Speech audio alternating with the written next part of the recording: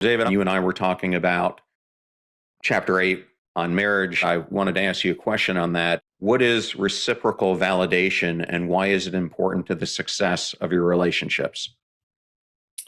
I'm going to take a stab at that question, but I will admit that Con is the expert on this. But I was relating to my own marriage as an example, and then perhaps Con, you can fill in the details here. But I am on the dopamine side of the equation, and I'm more of a sword. My wife is more of a shield.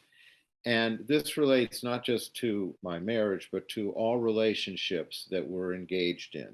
So if you take a sword on one side and a shield on the other side, and you take these two people into a car showroom to buy an automobile, well, the sword is going to want to come out of that showroom with the car. They're buying the car, they're coming out with the car. That's their immediate gratification, that's their goal. On the other side of the equation, the person that is more of a shield is going to say, well, I think we ought to hold back a little bit and shop around and see if we can get the best deal. So now you have two people in a relationship, in a marriage, that come from different sides of the neurotransmitter equation, and their reflex behaviors are expressed and they become oppositional. Whereas if you understand that in your relationship and you don't take it as personally, you understand that, gee, this is just my reflex. This is just my wife's reflex. Understand it on that level. It's a lot easier than to keep that relationship healthy as opposed to being angry or upset.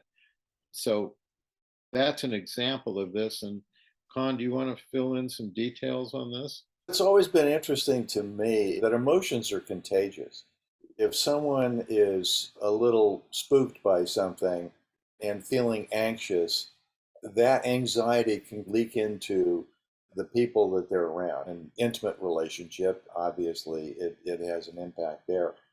If you're married to someone of a like brain type, you can tend to amplify things that they really shouldn't be amplified. You get two people who are shields, who are vaguely hypochondriacal, and they can really get themselves going because they amplify the very tendencies that should be balanced out. Or if you get two swords together, sometimes they can get into trouble with overspending.